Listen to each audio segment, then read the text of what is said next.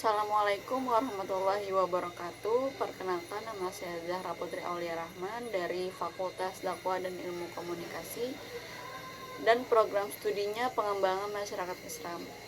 Saya di sini akan mewawancarai untuk UAS pengantar ilmu komunikasi.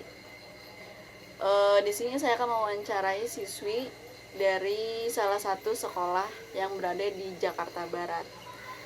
Assalamualaikum warahmatullahi wabarakatuh. Perkenalkan, nama saya Enjita Lita Ramadhani. Saya berasal dari sekolah SMA Muhammadiyah 15 Jakarta.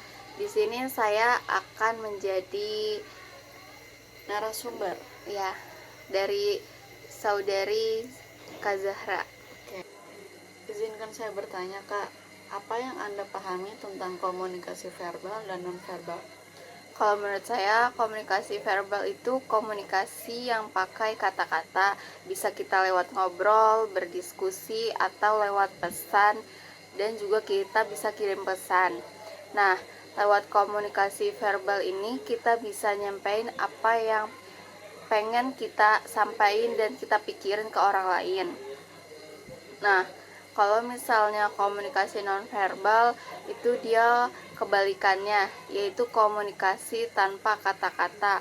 Contohnya itu dia lewat ekspresi wajah, gerak tubuh, eye contact, atau nada suara.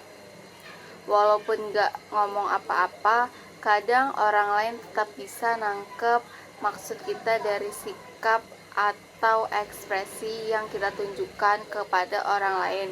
Biasanya kayak ini tuh dua jenis komunikasi yang saling berkaitan.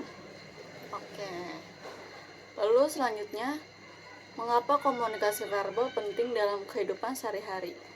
Komunikasi verbal itu penting banget karena hampir semua aktivitas kita kayak kita butuh ngomong, terus kita mau ngejelasin apapun kita harus ngomong kan, terus juga kita kayak minta tolong atau semuanya pakai komunikasi verbal.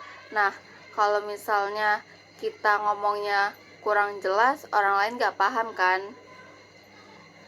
Jadi selain komunikasi verbal, kita juga bikin hubungan antar orang lain jadi lebih enak. Terus kita bisa bertukar pendapat kepada orang lain, dan kita bisa nyelesain masalah lewat dari ngobrol itu. Oke. Lalu pertanyaan yang ketiga itu, bagaimana peran komunikasi nonverbal saat berinteraksi? Kalau komunikasi nonverbal itu perannya besar banget, kayak kadang tuh tanpa sadar tubuh kita itu kayak udah bisa ngomong gitu loh. Dari mimik wajah kita udah bisa ngejelasin kalau kita tuh kayak misalnya lagi mood atau lagi nggak mood. Kayak misalnya kita kayak lagi senyum, itu tandanya kita kayak lagi mood. Kadang juga komunikasi nonverbal justru lebih jujur daripada kata-kata, karena kayak dari ekspresi wajah kita tuh udah bisa ngebaca kalau orang lain misalnya nggak mood. Jadi kita kayak udah tahu sendiri gitu loh, mereka bilangnya mood tapi dari ekspresi wajah mereka tuh nggak mood. Oke, baik. Lalu ke pertanyaan selanjutnya, yaitu pernahkah Anda mengalami kesalahpahaman dalam berkomunikasi? Pernah banget sih.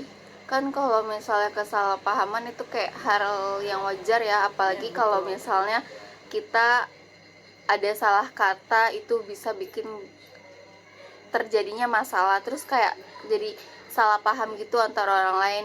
Biasanya kayak terjadi dari cara ngomong kita kurang jelas, kayak kita ngomong nih tapi kita kurang jelas, jadi kayak orang lain tuh nganggepnya kita tuh ngomong sama mereka tuh acuh nggak acuh.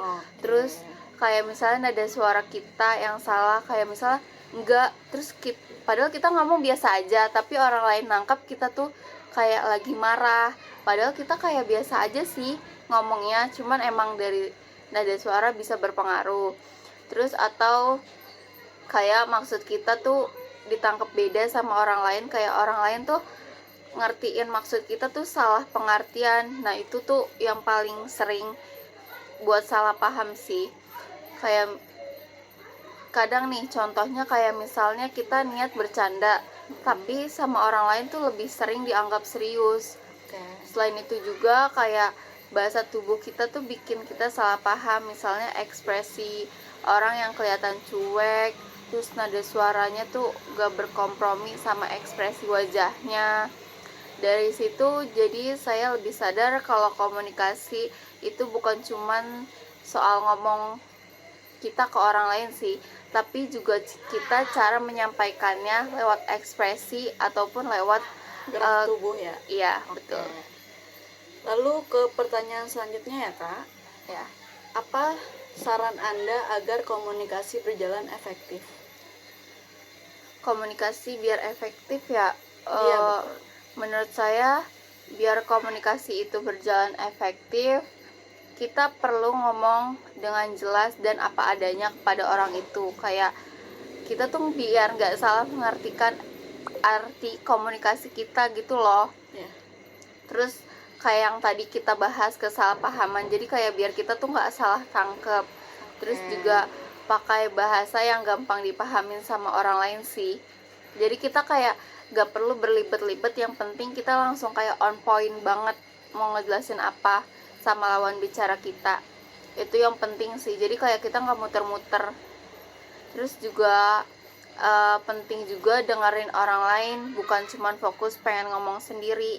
Jadi itu kita nggak bisa kita cuman bisa mengekspresikan diri kita sendiri terus cerita ke orang lain, sedangkan orang lain nggak bisa mengekspresikan diri mereka sendiri terus nggak bisa cerita ke kita. Jadi kayak kita harus ada timbal baliknya sih kalau lagi pengen cerita.